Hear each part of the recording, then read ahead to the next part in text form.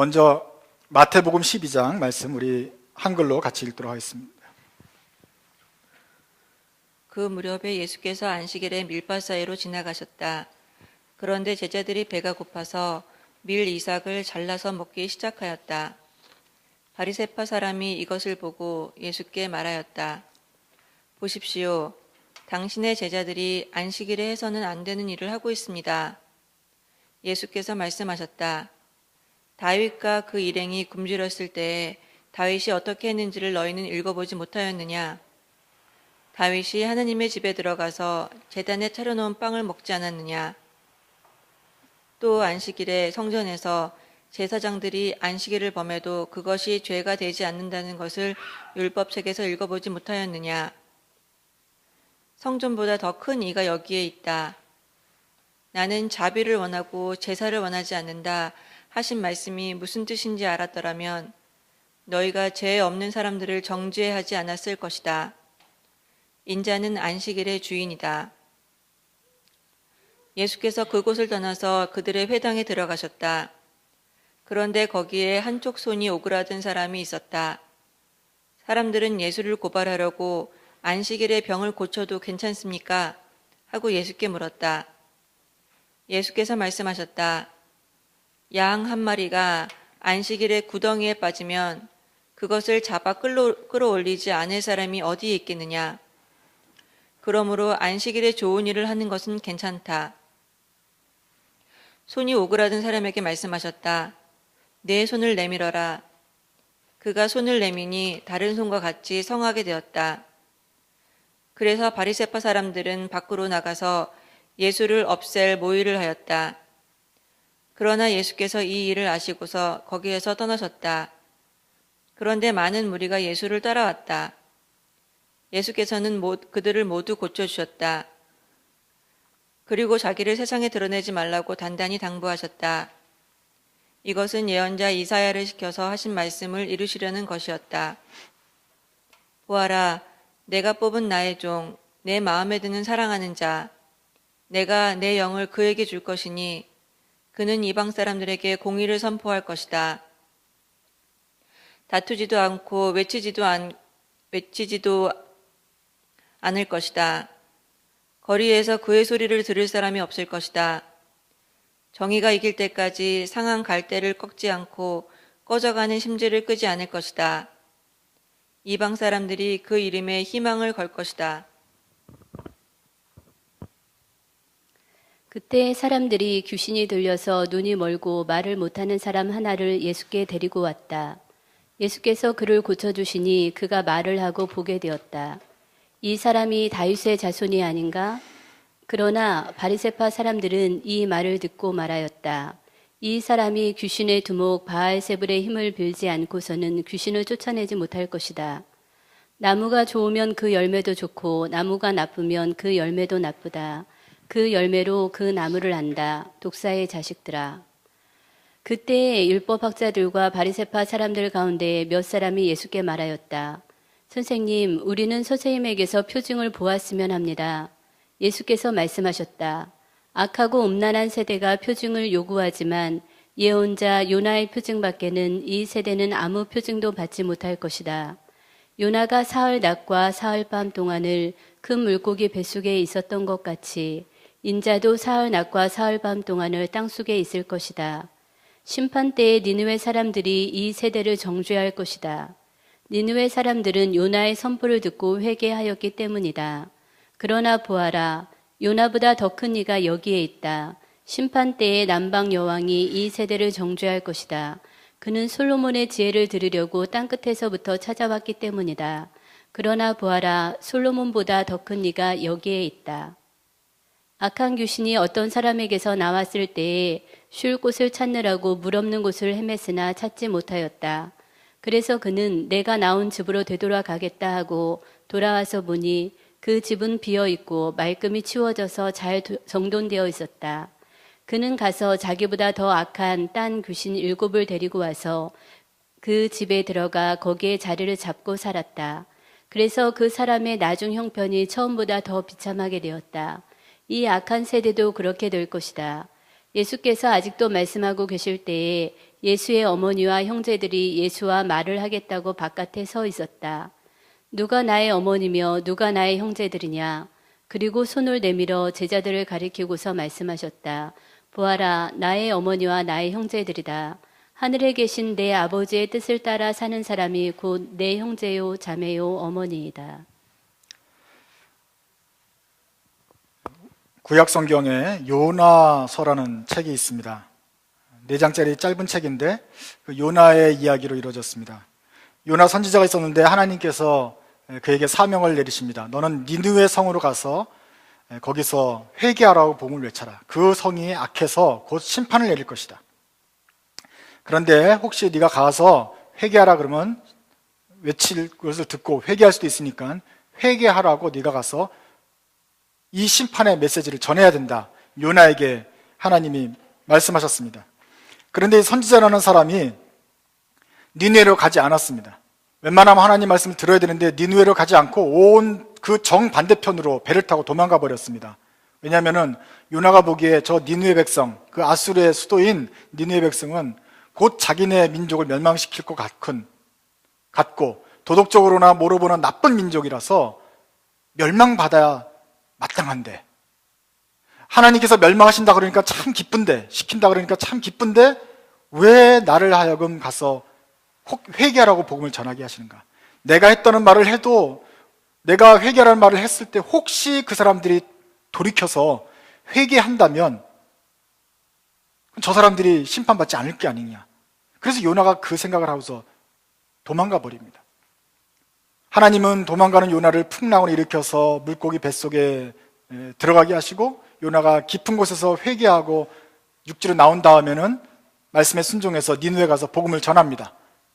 그냥 복음을 전하니까 니느웨 사람들이 또 회개를 해요. 한바탕 크게 회개를 하니까 하나님은 작정하셨던 심판을 돌이키십니다. 마지막 4장은 요나가 내가 이럴 줄 알았습니다. 하나님 왜 쟤네들 심판 안 시킵니까? 하고 투정하는 장면으로 이제 끝납니다. 오늘날 이런 니느웨가 어디에 있겠는가 한 생각해 봤습니다. 한국에 있는 보수적인 사람들에게는 오늘날의 니느웨는 가서 하나님께서 명하셔도 복음을 전하고 싶지 않은 곳은 바로 평양일 것입니다. 저 평양은 그냥 가만히 놔둬서 좀 철통같이 봉쇄를 해가지고 스스로 고사하고 말라 비틀어져서 곧 붕괴되기를 기다리고 있는데, 우리가 가서 복음을 전해가지고 이 사람들이 김정은입니까? 이 사람이 갑자기 회개하고 그래서 하나님이 그 회개를 보시고 여기에 은혜를 베풀어서 다시 살게 해주신다면 이거는 우리 계획하고 틀린 거니까 평양에 가기 싫습니다 말할 사람도 있을 것입니다. 어쩌면 보다 더 좀 진보적이고 과격한 분들에게는 그 사람들의 니느웨는 청와대가 될지도 모릅니다. 어떤 사람은 아직도 참 그렇게 지금 현재 있는 대통령을 그렇게 미워합니다. 그래서 인정하지 않는데 거기에 가서 네가 복음을 전하고 회개하라고 외쳐라라고 말할 때는 저분은 좀 있으면 곧 내려오고 회개를 하든지 어떻게 무슨 수가 일어나야 될 텐데, 내가 가서 복음을 전하는 바람에 이 사람이 회개하고 하나님이 그걸 들어주셔서 또다시 이것이 그냥 계속 정권이 유지된다고 한다면 그것은 싫습니다. 그 니느웨로는 가지 않겠습니다 하고 할 사람이 있을 것입니다. 제게는 한국교회가 바로 니느웨 같은 곳입니다. 한국에 가보면 젊은 사람들이 참 하소연을 많이 합니다. 제대로 된 교회를 찾지 못하고 말도 안 되는 그런 소리를 들으면서 답답해하는 모습을 봅니다. 어디 대안이 없는가 하고 외칩니다. 천주교에서는 기독교에서 나간 사람들 때문에 일주일에 일요일날 미사를 5번이나 드릴 정도로 그렇게 바빠진다고 해서 바빠서 고민이라고 합니다. 이렇게 상황이 돌아가고 있는데도 한국교회는 정신을 못 차리고 있습니다. 오늘 한국에 일요일날 서울에서는 정몽준 후보와 남병필 후보가 여의도 순복음교회를 찾아가가지고 거기서 조윤기 목사님한테 안수기도를 받는 것이 보도가 되었지 않습니까? 교회, 그 큰 교회에서 공공연하게 불법 선거 운동을 벌이는 것입니다. 또 대통령은 명성교회 참석해가지고 세월호 참사 기도회를 참석을 했습니다. 교회가 정권하고 결합을 해가지고 이렇게 결탁하는 모습을 볼 때 저는 한국 교회가 참으로 참 안타깝다, 심판받아 마땅하다고 생각을 합니다. 그런데 하나님께서 이분들의 또 기도를 들으시고 용서해 줘서 계속 이것이 뭔가 좀 고쳐져야 되는데 고쳐지지 않고 그냥 계속해서 쭉 그냥 가면 어떻게 할까 하나, 그런 안타까움이 또 있습니다. 여러분, 뭔가 좀 고쳐져야 되는데 그렇다고 회개를 선포하자니 진짜 이 사람들이 회개해서 돌이키면 어떻게 할까 걱정도 되고, 과연 우리의 미래, 우리 한국교회와 거기에 속한 우리들의 미래가 어떻게 될 것인지 한번 생각해 보려고 합니다. 마태복음 12장에는 바리새인들과 예수님의 이야기가 나옵니다. 2절을 보시면 바리새인들이 이렇게 말합니다. 제자들이 안식일을 범하고 있습니다 하고서 딴지를 겁니다. 바리새인들이 안식일을 가지고 주님을 공격합니다. 그러자 예수님은 너희들이 죄 없는 사람을 정죄하는 거 아니냐 하고 꾸짖습니다. 10절을 보십시오. 또 안식일에 사람을 고치는지 안 고치는지 보려고 예수님을 함정에 빠뜨리려고 또 묻습니다. 안식일에 병자를 고치면 됩니까? 안식일을 가지고 예수님께 딴지를 겁니다. 예수님이 안식일에 좋은 일을 하는 것은 괜찮은 거다라고 말씀하십니다. 23절로 넘어가면은 거기에 귀신 들린 사람이 나옵니다. 귀신이 들려서 눈이 멀었습니다. 귀신이 들려서 말을 못합니다. 이런 사람이니까 완전히 귀신 들린 사람입니다. 그런데 주님이 이 사람을 고쳐주십니다. 이런 들치병자를, 그리고 정말 하나님의 저주를 받아서 이렇게 될 것 같은 그런 사람을 고쳐주신 걸 보니까 이것은 하나님이 보내신 사람만이 할 수 있는 일이라 생각을 했습니다. 그래서 사람들이 묻습니다. 저 사람이 바로 다윗의 자손인가? 더 선 오브 데이빗인가? 그 말은 다윗의 자손으로, 족보상으로 자손이란 뜻이 아니라 다윗의 자손, 그 성경에서 말하는 그 메시아인가? 메시아만이 고칠 수 있다는 저 중병을 고친 걸 보니까 저 사람이 그 메시아였던가 하고 사람들이 다 수군대기 시작합니다. 그러나 여전히 바리새인들은 예수님을 공격합니다. 근데 이날은 안식일이 아니었기 때문에 안식일 가지고는 뭐라고 하지 않습니다. 대신 야, 네가 귀신을 내쫓아 보니까 너도 귀신의 한파 아니냐? 그러니까 너희 귀신들끼리 짜고서 귀신 내쫓아지는 쇼를 한 거 아니냐? 사람들은 다 이것을 보면서 저분이 메시아인가 고민하는데 바리새인들은 너네 짜고 치는 거지. 끝까지 예수님을 부정합니다. 예수님이 참다 화가 나가지고 34절에 이 독사의 자식들아 하고 욕을 합니다. 한국교회가 형제들이 고민하고 있고 젊은 사람들이 정말 근심하고 있는데도 정작 교회와 교회 지도자들은 바리새인처럼 행동하고 있습니다. 10년 조금 넘었을 때 한국의 주 5일 근무제가 시행하려고 하던 찰나였습니다. 그때 제일 먼저 나서서 주 5일 근무제는 안 된다라고 반대했던 사람이 바로 소위 개혁주의자라고 하는 목사들이었습니다. 왜? 하나님 말씀에 주 엿새는 일하고 7일은 안식하라고 했기 때문에 엿새를 일을 해야 된다, 이러고 나타났습니다. 그 사람들의 주장이 바로 바리새인들이 했던 안식일 주장하고 논쟁하고 똑같은 그런 거 아닙니까? 사학법을 개정할 때도 마찬가지였습니다. 사학법을 개정해서 좀 교회와 학교 운영에 민주적으로 좀 진행하도록 만들어 놓으니까 교회가 세운 학교에 혹시라도 이권이 좀 저해될까봐 목사들이 앞장서서 사학법 반대 운동을 벌이고 그랬지 않습니까? 그렇게 해서 앞장서서 데모를 하다가 이번에 세월호가 나오니까 사태가 나면 조용하고 침묵하고 골방에서 기도하라고 떠드니 세상 사람들이 볼 때 한국 교회는 종교 집단이 아니라 이제 이익 집단이 되어버렸다, 이렇게 비치게 되는 것입니다. 무자경 목사가 망언을 하고 권력에 붙어서 사진이나 찍고 그 대통령 옆에 붙어서 이렇게 따라다니는 모습이 신문에 나면 기뻐하는 이런 교회를 볼 때 주님이 오시면 뭐라고 말하겠습니까? 손보호 교수님은 오래전부터 오늘날 한국교회는 종교개혁 이후로 전 세계에서 가장 타락한 교회라고 선언했습니다. 제가 25년 동안 한국에서 기독교회를 가까이서 보았습니다. 한국과 미국에서 목회하면서 교회를 보았는데 저도 판단하건대 이렇게까지 타락한 교회는 교회 역사상 종교개혁 이후로 없었다 이 말입니다. 예수님도 오시면 한국교회를 바리새인을 평가했던 그 평가로 평가하실 것 같습니다.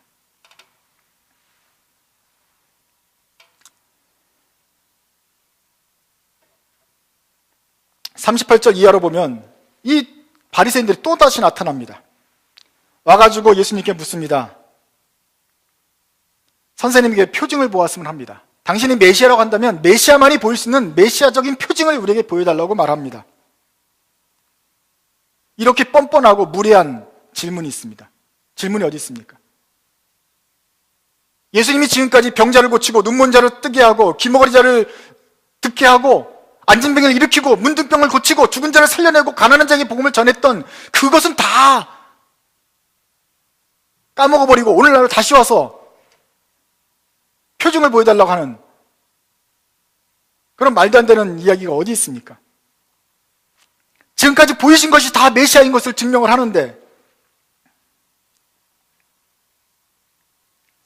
이런 무례하고 뻔뻔한 요구에 예수님은 응답하지 않습니다. 내가 너희들에게 보여줄 표징이 없다. 너희들한테 쇼하지 않겠다. 다만 한 가지 보여줄 게 있다면 요나의 표적이다.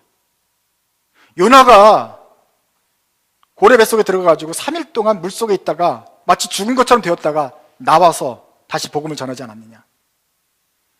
인자가 곧 내가 곧 3일 동안 땅속에 들어갔다가 나올 것이다.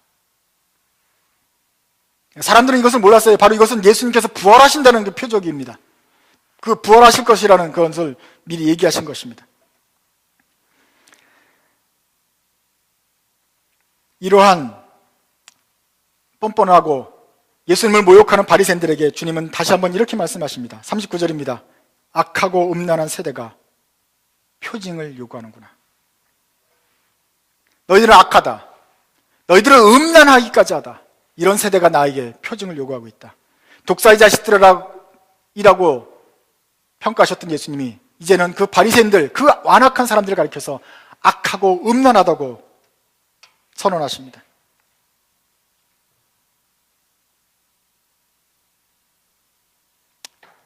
그러면서 뭐라고 말하시냐면은 야, 니느웨 사람들이 마지막 날에 너희들을 대항하여 일어나서 너희들을 정죄할 것이다. 그 심판날에 니느웨 사람들이 심판을 받는다면 너희들은 니느웨 사람보다 훨씬 더 못해가지고 니느웨 사람들의 정죄를 받을 것이다. 니느웨 사람들이 뭡니까? 아수르의 대표적인 수도였습니다. 아수르는 바벨론이나 로마나 그리스와 같은 강대국이었지만 그 아수르 제국은 굉장히 간악하고 흉포합니다. 그래서 사람을 꼬치 꿰듯이 그냥 아래서부터 위까지 꿰고서 이렇게 죽이는 그런 좀 진짜 야만스러운 사람들이었습니다. 그래서 북왕국이 완전히 초토화되게 시키는 그런 나라였습니다. 요나가 가서 선포하라고 했을 때 돌이키긴 했지만 결과적으로 그 아수르는 니느웨 성은 그 흉포성을 버리지 못하고 결국 북이스라엘을 멸망시키고 그렇게 되는데 그 흉포한 아수르, 니느웨 성, 너희들 보고서는 이 악하고 음란한 이 예루살렘 백성들 보고서는 너희들을 정죄하게 될 것이다. 이렇게 말을 하십니다. 얼마나 악하고 음란한지 니느웨보다 너희들이 더 악하다 이렇게 평가하시는 것입니다. 왜냐하면 니네 사람들은 요나가 왔을 때 회개했지 않느냐. 너희들 앞에는 내가 왔다. 요나보다 훨씬 큰 메시아가 왔는데도 너희들이 회개하지 않으니 더 혼나야 되는 거 아니냐. 야, 마지막 날에 솔로몬 시바 여왕, 남방 여왕이 와서 너희들 가지고 변론하게 될 것이다. 너희들 정죄받을 거다. 솔로몬 시바 여왕이 누구냐? 솔로몬의 이름을 듣고 그 지혜를 보려고 저 멀리서까지 찾아오는 그 여왕이에요. 그런데 그 여왕은 아프리카 사람일 것입니다. 남쪽이니까. 그 구스 여인 남방에 있는 여왕이 찾아왔지만 그 여인은 이스라엘 사람들은 저 이방인 것들이라고 취급도 안 해주고 거만하게 대했지만 그 여인보다 너희들은 훨씬 악하고 음란하다. 왜? 그 여인은 솔로몬을 배우려고 찾아왔기 때문에 그렇다. 그런데 솔로몬보다 더 큰 사람이 여기 있는데, 메시아가 직접 하나님 아들이 내려왔는데 너희들은 날 대하는 게 뭐냐 이거. 악하고 음란한 세대야. 주님이 호통을 치십니다. 6절에 보세요. 야, 다윗이 성전 얘기하면서 성전보다 더 큰 이가 여기 있지 않느냐? 그런데도 너희가 안식을 가지고 나를 정죄하려고 하느냐? 이 악한 세대야. 주님이 얼마나 답답하신지 그 마음을 아시겠습니까?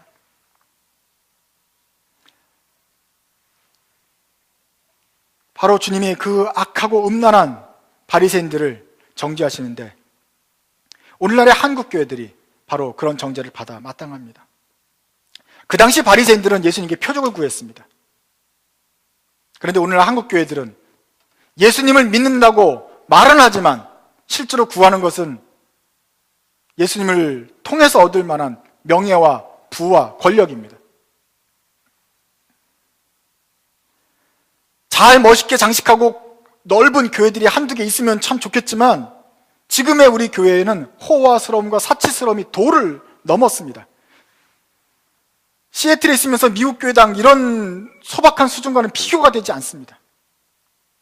교회에서 돈 봉투를 돌리고 명예를 구하고 땅을 차지하고 명예를 차지하는 사람들이 교회에 몰려들었고, 교회가 거래하는, 매매하는 장이 되었습니다. 돈과 권력이 주는 힘이 있습니다. 그 힘에 취해서 예수님을 잊어버리게 되었습니다. 예수님을 가리켜서 예수님은 요나보다 크신 분입니다, 성전보다 크신 분입니다, 솔로몬보다 크신 분입니다 라고 말은 하지만 예수님 대신에 돈과 권력과 명예를 추구하는 교회가 되어버렸고, 그 교회는 악하고 음란한 교회가 되어버렸습니다. 그런 걸 생각할 때 정말 우리 한국 교회에, 또 그 교회에 속한 우리로서 과연 우리가 미래가 있는가 고민을 하게 됩니다. 한국 교회의 미래가 어떻게 될까요? 43절부터 한번 보십시오. 예수님께서 이런 비유를 하십니다. 어떤 사람에게 귀신이 하나가 있었는데 그 귀신에게서 사람에게서 귀신이 나왔다가 귀신이 돌아다니다 보니까 다시 그 사람한테 왔더니 이 집이 오히려 청소되었고 말끔해졌다. 아무런 주인이 없이 또 방치 상태로 되어 있더라. 그러자 잘 정리된 이 집에 친구들 7명, 친구 7 귀신까지 데리고 와서 초청해서 그냥 같이 살게 되었다. 처음에는 한 귀신 들렸던 사람이 이제는 친구까지 포함해서 8 귀신이 살게 되는 그런 형편이 되어버렸으니 처음 형편보다 나중 형편이 아주 못쓰게 되었다. 이런 비유를 말씀하십니다. 이 비유가 바로 유대인들에게 해당이 됩니다. 이 아무것도 모르던 이 사람들을 하나님이 은혜로 택하셔서 잘 율법도 주시고 했는데 이 사람들이 처음 사랑을 잃어버리고 아무런 주인도 없이 그냥 사니까 이제는 그렇게 완악하고 음란해져서 옛날보다도 지금이 아주 나쁘게 되었다고 주님이 판단하시는 것입니다. 이 경고의 말씀은 우리 한국교회도 해당이 됩니다. 얼마나 우리가 비참했습니까? 그런데 지금 나중 형편은 더 비참하게 될 것이다.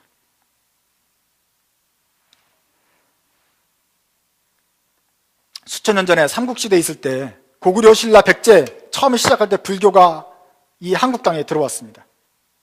그리고 통일신라 지나가지고 고려까지 1000년 동안 불교가 우리 한국 사회를 지배했습니다. 혁명이 일어나서 조선왕조 들어서 가지고는 유교가, 공자가 우리나라를 지배했습니다. 그것이 500년이 지났습니다. 그 다음에 일제가 들어와가지고 또 서구 문명이 들어오는 바람에 우리 정신세계가 또 한 번 확 뒤집어졌습니다. 그때 불교가 내려가고 유교가 내려가는 그 틈을 타서 기독교가 들어와 소개가 되었습니다. 불과 130년 전의 이야기입니다.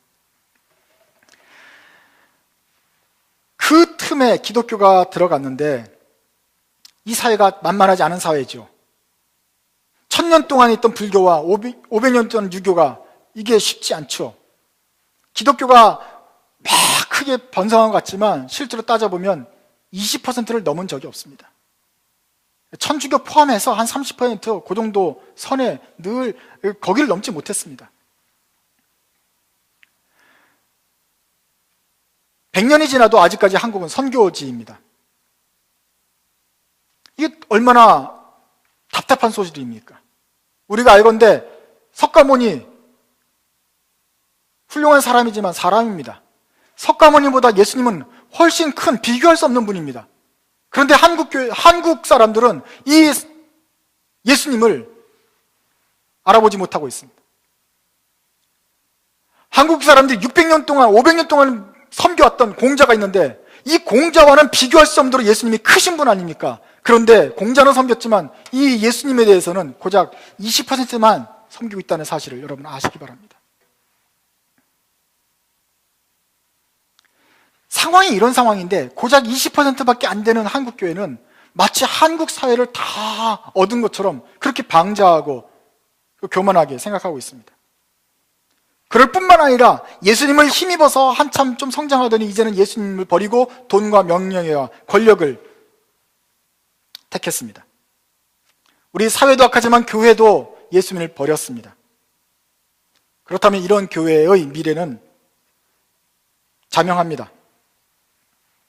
깨끗하게 치워지긴 했지만 그 다음에 귀신이 들렸다 나가긴 했지만 그 다음에 깨끗하게 치워진 다음에 아무런 주인도 섬기지 않고 여전히 돈과 명예를 쫓는 이런 교회는 처음보다 나중 형편이 더 악하게 될 심하게 될 것입니다. 그래서 주님의 심판을 면하지 못하게 될 것이라 하는 것입니다. 다시 말하면 한국교회는 곧 버림받게 된다.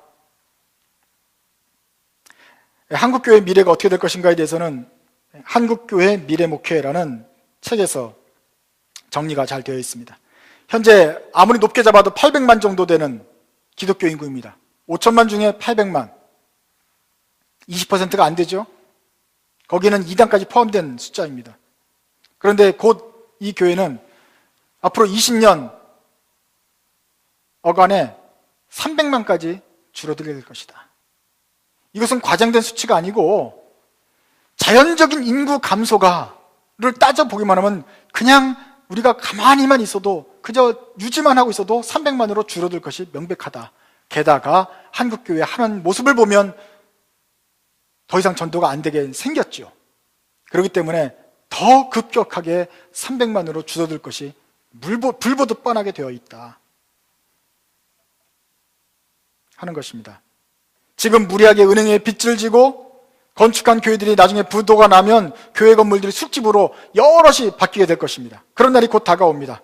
그때 가면 교회 학교가 없을 것입니다. 교회 출판사도 없을 것이고 교회들마다 돌아다니면서 복음을 전했던 복음성가 가수도 더 이상 일거리가 없을 것입니다. 폐업하게 되고 그 기독교 문화의 규모도 줄어들게 될 것입니다. 5천만 중에 300만, 10%도 채 안 되는 그런 수준으로 떨어지게 될 것인데 그때가 되면 니느웨 사람들이 우리를 보고 비웃을 날이 멀지 않았다 하는 것입니다.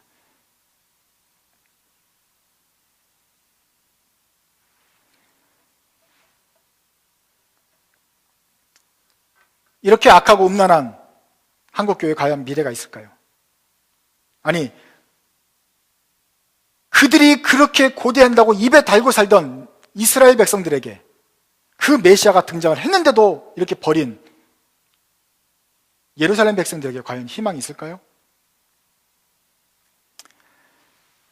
유일한 희망을 오늘 찾아본다면 그것은 이사야 말씀에서 찾아볼 수 있습니다.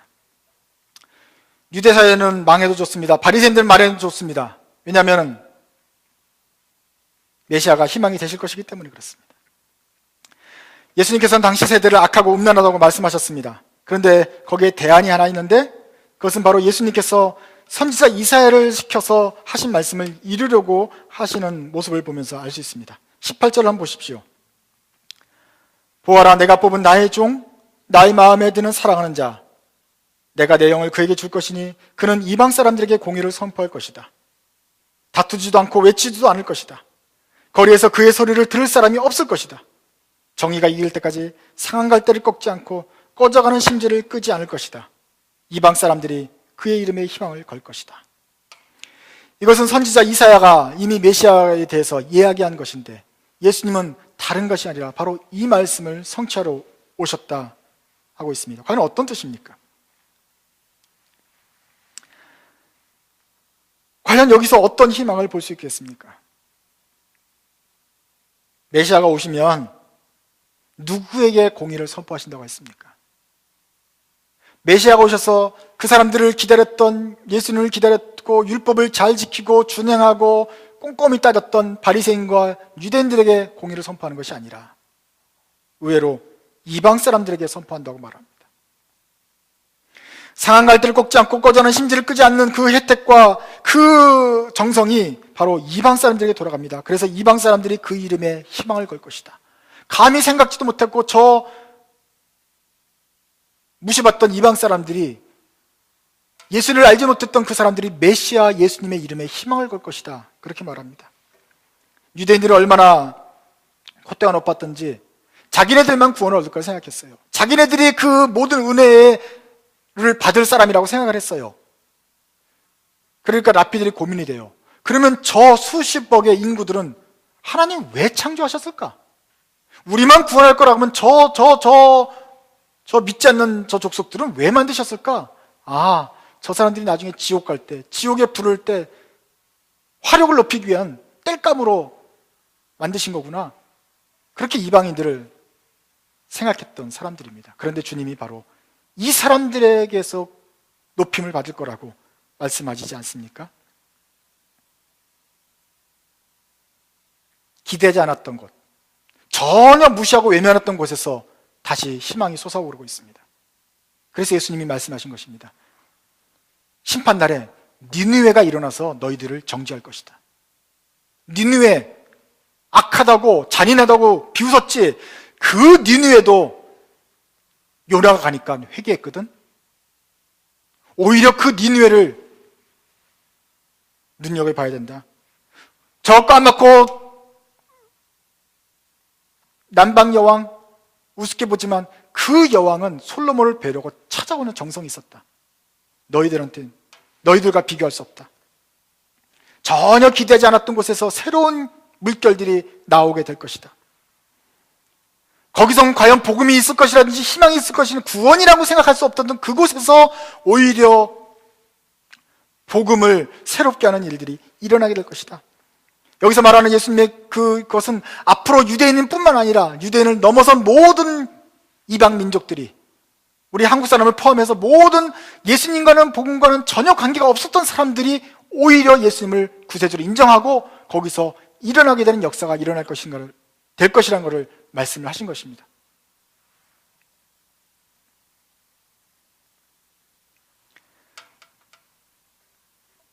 쳐다보지도 않았던 곳, 주목받지 못했던 곳에서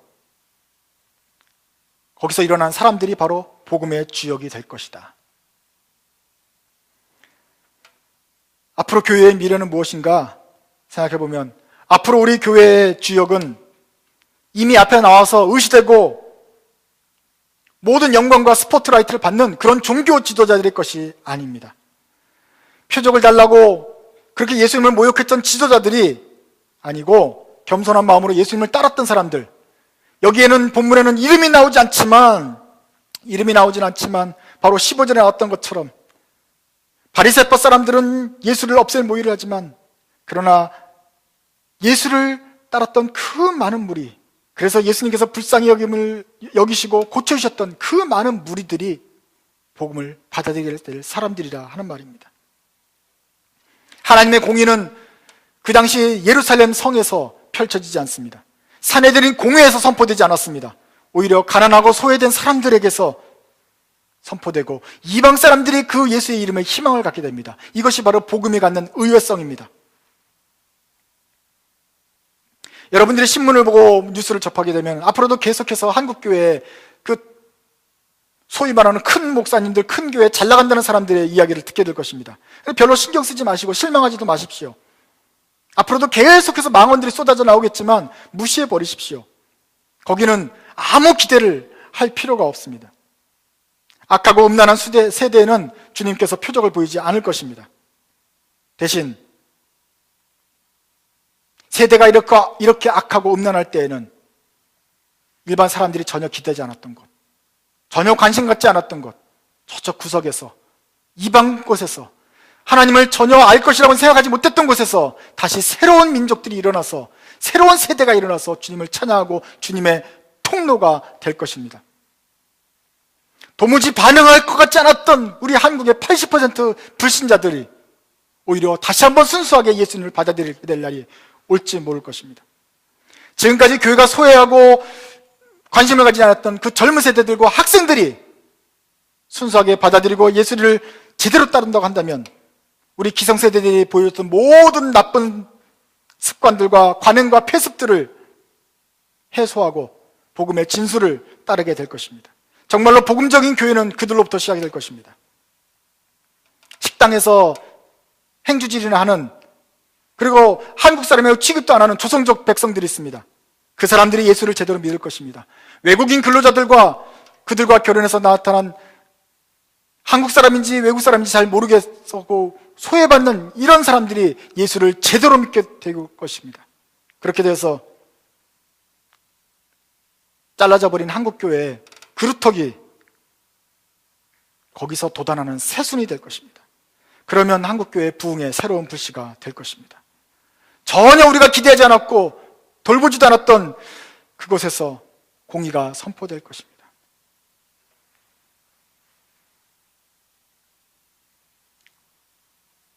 12장 마지막 절에 예수님이 가르치고 있을 때 예수님의 어머니와 동생들이 예수님을 찾으러 왔습니다. 근데 예수님은 물론 그 뒤에 만나시긴 하셨지만 그 강의 중에는 어머니와 동생들을 만나지 않았습니다. 대신 제자들을 보시면서 이렇게 말씀하셨습니다. 누가 내 엄마와 제자, 누가 내 가족들이냐? 하나님 아버지의 뜻을 행하는 사람들, 하나님 아버지의 뜻을 행하는 사람들이 나의 어머니요 나의 형제 자매다, 이렇게 말씀하셨습니다.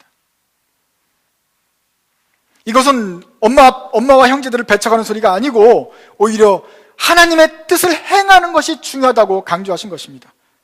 바리새인처럼 남을 정죄하고 꼬집고 하는 것이 아니라 실제로 행해야 되는 것이 아니냐. 설사 이방 사람이라 할지라도 니느웨 사람이라 할지라도 하나님의 말을 듣고 회개하라는 말을 듣고 회개하는 사람은 희망이 있다고 말씀하시는 것입니다.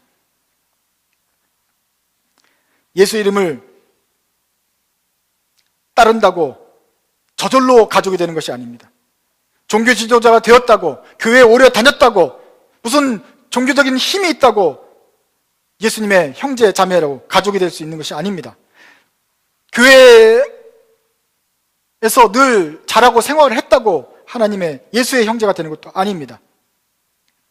얼마나 오래 교회 다녔는지 상관없이 하나님의 뜻을 제대로 알고 행하는 사람들만이 예수님의 참 형제 자매가 되는 것입니다. 한국교회 물결은 바로 참 예수의 형제들, 참 예수의 자매들로부터, 거기에서부터 나올 것입니다. 그것이 바로 오늘날 이방 사람들에게서 공의를 선포하게 될 것이다 하는 그 주님의 말씀입니다. 여러분들은 마음을 높여서 바리새인들처럼 되지 말고 오히려 이름도 없고 빛도 없지만 순전하게 주님을 따라다니며 그 은혜를 힘입는 이름 모를 사람들, 오히려 이방 사람들처럼 순수한 마음을 가지시기 바랍니다. 또 하나 기억할 것은 주님의 은혜가 크신 것을 기억하시기 바랍니다.